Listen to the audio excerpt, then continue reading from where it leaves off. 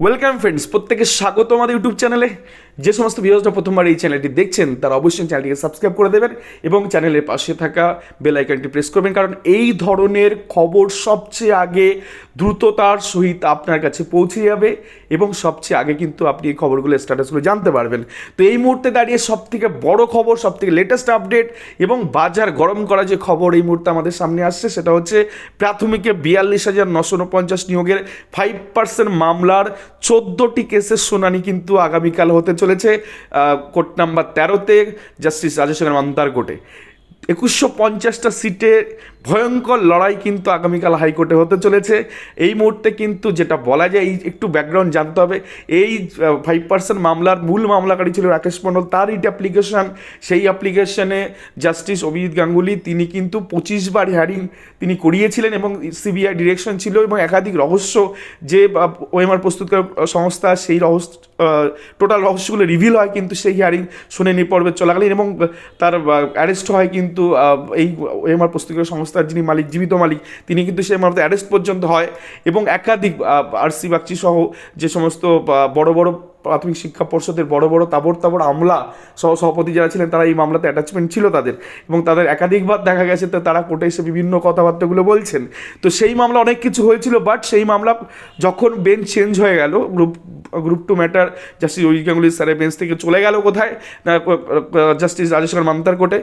তো সেক্ষেত্রে সেই মামলার ক্ষেত্রে 5% মামলাটা মেনশন করা হয় মূল মামলা, কিন্তু মূল মামলা যেহেতু এতগুলো হিয়ারিং হয়ে গেছে সেখানে জাস্টিস রাজেশ মান্তা সেই মূল মামলাটা কিন্তু শুনতে চাননি, তিনি সেটা প্রধান বিচারপতির কাছে পাঠিয়ে দিয়েছেন নতুন বেঞ্চ অ্যাসাইনের জন্য। এই রকম একটা জায়গায় দাঁড়িয়ে 2150 সিটের বাকি যে রিট অ্যাপ্লিকেশনগুলো, সেই রিট অ্যাপ্লিকেশনগুলো কিন্তু আগামীকাল হাইকোর্টে উঠতে চলেছে কোর্ট নাম্বার 13-তে জাস্টিস রাজেশ মান্তার কোর্টে। সেখানে আমরা দেখে নেব কোন কোন কেসগুলো আছে।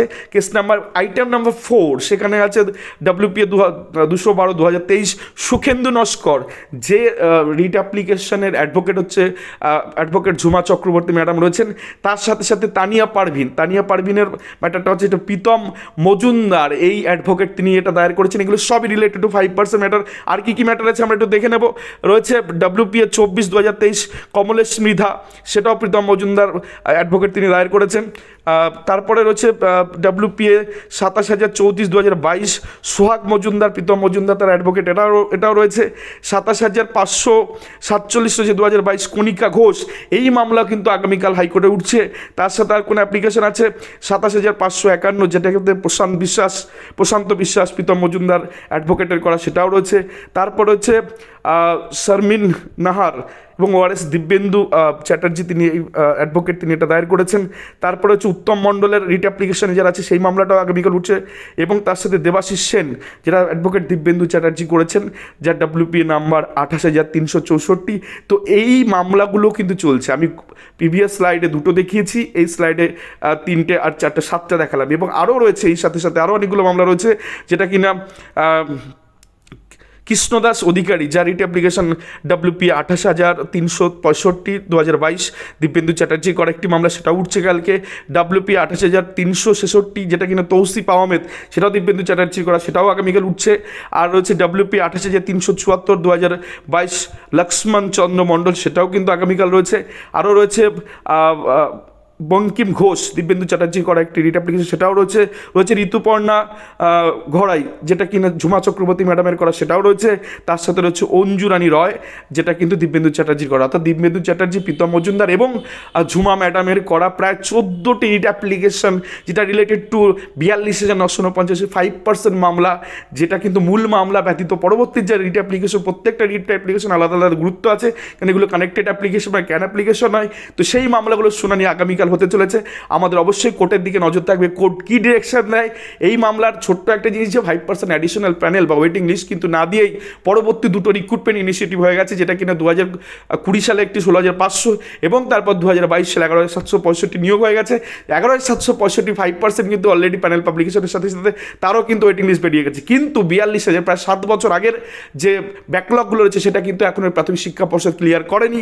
তো এই মামলা আগামীকাল কোর্ট নাম্বার 13-তে জানাতে হচ্ছে সেখানে জাস্টিস রাজশেখর মান্তা কী অর্ডার দেন, তো সেদিকে আমাদের কিন্তু নজর থাকবে। এবং এই মামলার কিন্তু পজিটিভ জিনিস রয়েছে, কারণ নন জয়নিং প্রায় 1630টা ভ্যাকান্সি কিন্তু রিট অ্যাপ্লিকেশনগুলোতে উল্লেখ রয়েছে যে 1630টা নন জয়নিং সিট কিন্তু অনেকগুলো ডিস্ট্রিক্টে রয়েছে। সেক্ষেত্রে এই নন জয়নিং সিট কেন ফিল আপ করা হলো না, এই নিয়ে কিন্তু আগামীকাল তুল্যমূল্য একটি লড়াই কিন্তু হতে চলেছে পিটিশনারদের অ্যাডভোকেটদের সাথে পর্ষদের অ্যাডভোকেট। তো ভিডিওটি ভালো লাগলে অবশ্যই আপনারা চ্যানেলটিকে সাবস্ক্রাইব করুন এবং লাইক শেয়ার কমেন্ট করে চ্যানেলটির সঙ্গে থাকুন, কারণ এই লেটেস্ট আপডেট সব থেকে আগে কালকের হিয়ারিংয়ের খবর কিন্তু আমরাই আগে আপনাদেরকে দিয়ে দেবো। এবং চ্যানেলটিকে অবশ্যই একটু শেয়ার করুন যাতে চ্যানেলটার একটু বৃদ্ধি হয় এবং একটু বিকশিত হয়, যাতে করে এরকম ধরনের খবর আমরা আরও বেশি আপনাদের কাছে তুলে ধরতে পারি। Thank you for watching this video.